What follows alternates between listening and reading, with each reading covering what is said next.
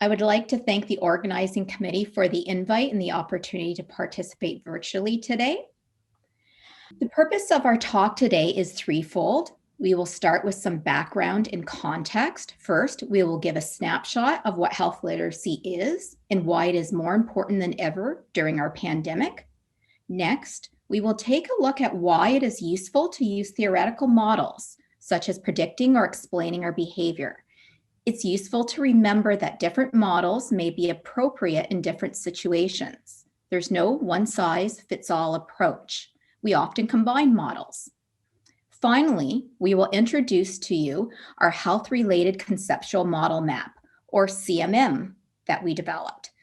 CMM considers and integrates common models in health and education, such as health literacy, health behavior, and Maslow's hierarchy of needs, often used in education.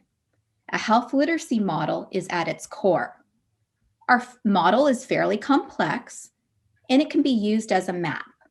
We will apply it to COVID-19, a COVID-19 case scenario, and take you through the interrelated components to help explain COVID-related risks, decisions, and behaviors. So what do you think when you hear the term health literacy? While there are many definitions of health literacy around the globe, here are two of our favorite operational definitions. The one on the left is by the Canadian Expert Panel on Health Literacy, led by Dr. Rootman, encompassing a health promotion perspective. It's well known globally. It's unique, as it implies that health literacy occurs in a variety of settings. It's a shared responsibility across a life course. The one on the right is from Europe, led by Dr. Christine Sorensen and colleagues.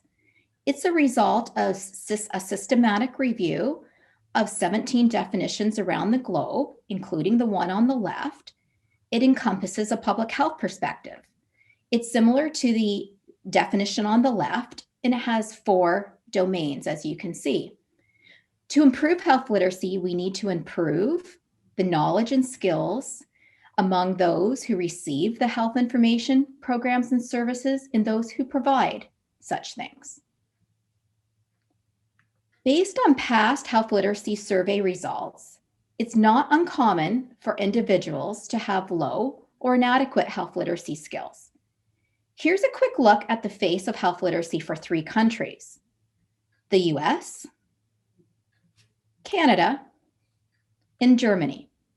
According to international research, health literacy skills are needed for all of us for our capacity to make sound health decisions in the context of our everyday life, whether it's at home, in the community, in schools, the workplace, in businesses, in the political arena. So why is health literacy important? Well, just take a look at COVID world maps and dashboards. This is a look at the number of new cases in the middle of the week. They're growing faster than ever worldwide, according to the World Health Organization COVID-19 dashboard. Research shows that people with limited health literacy have limited capacity to act on public health alerts and guidance, such as during our outbreaks. We were interested to see how health behavior and education theoretical models might be used to explain perceptions, risks, and decisions and behaviors during our pandemic. Today, we will apply our new conceptual model map to help try to make sense of different factors influencing how we think, behave, and act using a COVID-19 scenario. Before the pandemic, health literacy was already seen as a critical tool for the prevention of chronic disease. The pandemic has now just magnified how troubling low health literacy really is. Just take a look at a few of these headlines. Health literacy can be life and death. Our model highlights the relationship among the many interrelated health literacy factors and influences that can shape our behaviors. It considers factors such as can I actually do the behavior? What are the health literacy enablers and barriers? What are our beliefs related to our perceived susceptibility or risks? Our perceived severity of getting sick from COVID? What are the social norms during the pandemic? Do we receive clear, consistent, trusted, and actionable information? What we say and how we say it can influence our knowledge, beliefs, and perceptions. This in turn can influence intentions and then our actions. So let's take a closer look at what lies behind some of those headlines. Here are just a few real-life examples that have been circulating related to risk-taking behaviors in COVID-19 misinformation linked to negative health outcomes. We know health literacy levels help people make informed decisions and actions for their own health and the health of others. Social responsibility. For example, many factors can influence a person's decision not to wear a mask. Example, factors such as how they perceive risk. What type of information have they been exposed to? And now recent evidence shows that some groups of younger men are more likely not to wear a mask who align with conservative views of masculinity. There's also media-driven messages that shape social norms for better or worse.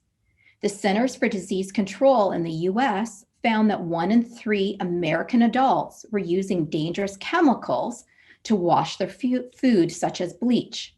This has resulted in a sharp increase in calls to poison centers across the US. So why do individuals or communities behave the way they do?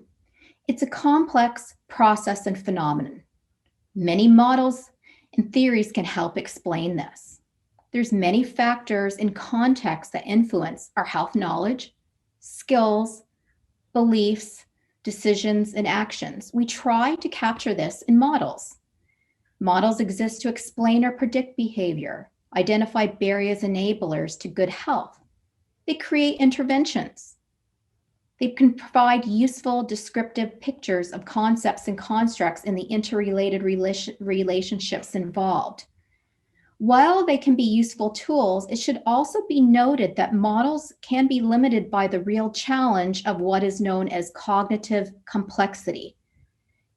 In other words, they are often two-dimensional on a two-dimensional space, namely a piece of paper, or today, you'll see ours on a slide.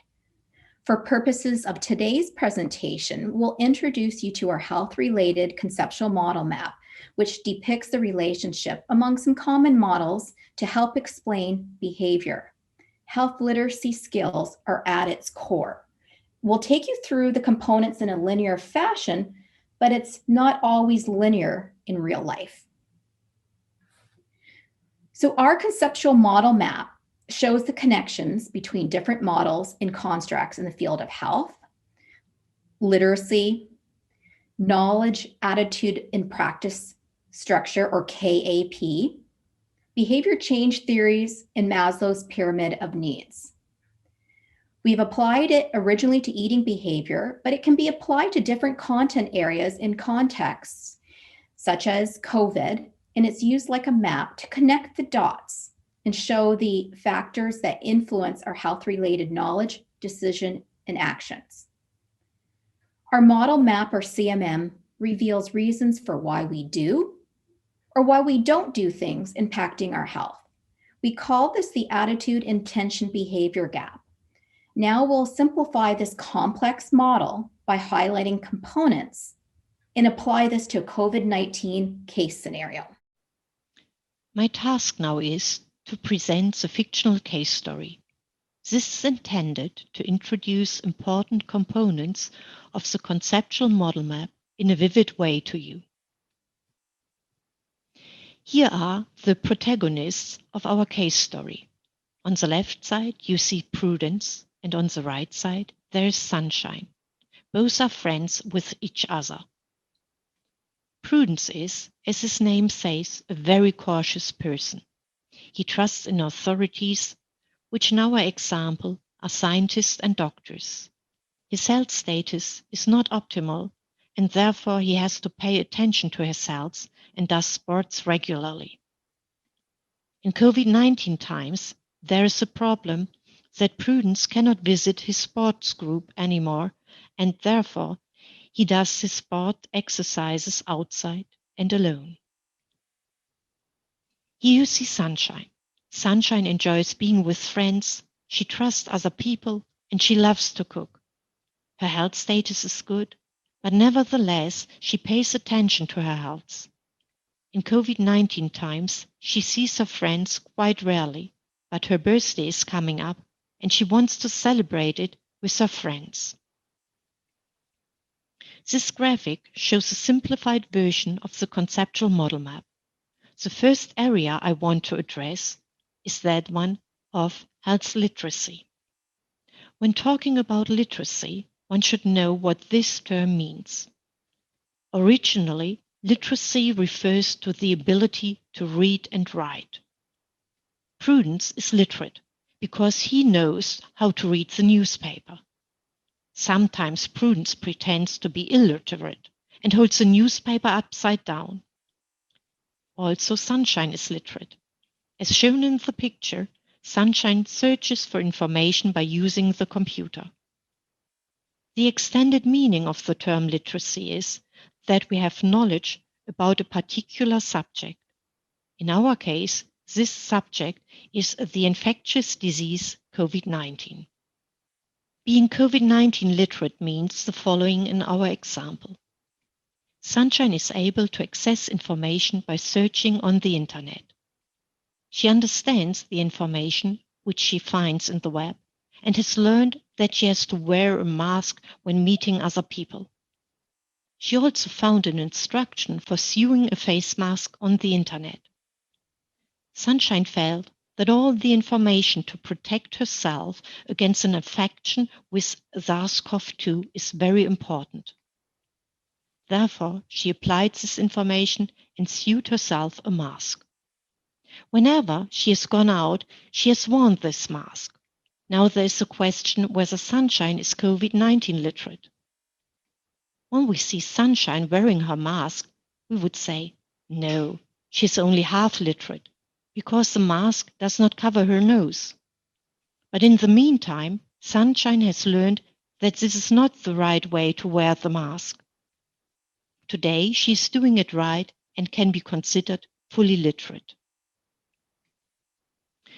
The yellow oval is another element of the conceptual model map.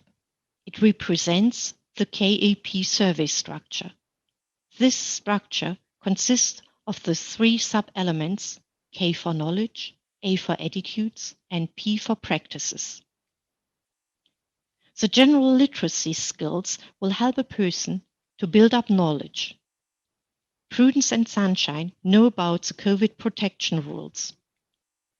Knowledge influences attitudes and vice versa. Prudence and Sunshine's attitude to COVID protection rules is that they find them important. Knowledge and attitude influence people's practices. But what does the behavior of Prudence and Sunshine look like? Do they stick to the rules? In our opinion, attitudes can be distinguished into narrow and broad-based attitudes, which we think is an important aspect. A narrow-based attitude reflects an isolated view on the general relevance of a recommended health behavior, in this case, to follow the COVID protection rules. However, we assume that such a narrow-based attitude only rarely corresponds to a person's everyday behavior. In contrast, a broad-based attitude takes into account personal feasibility of the recommended behavior. Therefore, a broad-based attitude corresponds much better to everyday behavior. The following question leads to expressing a narrow-based attitude. Do you think COVID-19 rules to be important? Most people will say, yes, these rules are important, and so do Prudence and Sunshine. A question that can, but need not, lead a person to express a broad-based attitude is the following. Will you yourself stick to the COVID-19 rules? Prudence may answer, yes, certainly. While Sunshine says, yes, in general I will stick to these rules, but not at my birthday, because at my birthday I will invite friends to celebrate together with them. The next part of the model refers to decision motives and beliefs. We think that motives and beliefs correspond to each other, and both can serve as an explanation for a person's attitude. While an attitude expresses whether a person finds something good or bad, important or unimportant, the motives and beliefs specify what the underlying causes of that attitude are. In our model, we rank the decision motives according to their importance. For this purpose, we used Maslow's pyramid of needs. This graphic shows that a narrow-based attitude comprises mainly health motives, while a broad-based attitude refers not only to health motives, but also to other motives. These motives are hierarchically arranged concerning the levels of need. The green triangle shall symbolize Maslow's pyramid of needs. The lowest, most basic, and thus most important level of needs is represented by physiological needs. These ones, like hunger, thirst, and sleep, have to be satisfied first. Only then the needs of the next higher level become relevant. This next higher level addresses the need for safety and security. This means, for example, that you have a home to live and that you are not exposed to violence. The first two levels thus meet basic needs. The third level is called belonging and love. A person therefore needs friends to whom he or she feels a true sense of belonging. The fourth level refers to esteem. This means a person needs appreciation from others, and one must be able to respect and accept oneself. Level 3 and 4 thus meet psychological needs. The top of the pyramid, and therefore the most sophisticated but least urgent need, is self-fulfillment or self-actualization. Now, where are health motives located in this pyramid of needs? Curative health actions refer to basic needs, because if your health is severely restricted, you want to have these health problems solved by all means. Preventive health measures, on the other hand, can address different levels of need. Which level is concerned depends on a person's particular state of health. If a person's state of health is already quite fragile, then prevention measures are considered fundamental because the person wants to prevent a further deterioration in health. If, on the other hand, a person is in good health and regards him or herself as resilient, then preventive measures do not provide any advantage to the person at the present moment. At best, if at all, these measures promote self-respect or self-fulfillment, which are level 4 to 5 at Maslow's pyramid. Now I come back to Prudence and Sunshine and their decision motives for applying COVID-19 protection rules. Because Prudence's state of health is not ideal, he sees himself highly susceptible of getting infected, and he believes that COVID-19 will have a severe course for him. Therefore, the preservation of health is a basal need for Prudence. This corresponds to level 2 of Maslow's pyramid of needs. Thus, Prudence intends to wear a mask at the party. Sunshine, on the contrary, thinks that she is less susceptible because of her good state of health. In addition, she is convinced that preventive health measures like wearing a mask are only necessary under certain circumstances, namely when meeting unknown people. For this reason, because only friends attend her birthday party, health measures do not play a major role for Sunshine on this occasion. Therefore, health motives cannot be assigned to a certain level of need. For Sunshine, however, it is important that her friends enjoy her birthday dinner. This is because Sunshine is always very proud when her cooking skills are praised. This corresponds to the fourth level of need, which is esteem by others. The third decision motive refers to mutual trust existing among friends. According to Sunshine, this trust includes the fact that friends show a responsible health behavior. If Sunshine now instructs her friends to wear a mask at her birthday party, her friends might interpret this as a withdrawal of trust. Sunshine believes this could lead to a break in their friendship. Thus, she is afraid that the third level of need is violated, namely belonging to a group. Because belonging and esteem are more important to Sunshine than preventive health measures, she herself will not wear a mask at her party and will not prescribe a mask for her guests. Another element of the conceptual model map are the stages of an episode of action. Meanwhile, we know the decision and intention of Prudence and Sunshine. Prudence wants to wear a mask at Sunshine's birthday party, but Sunshine does not.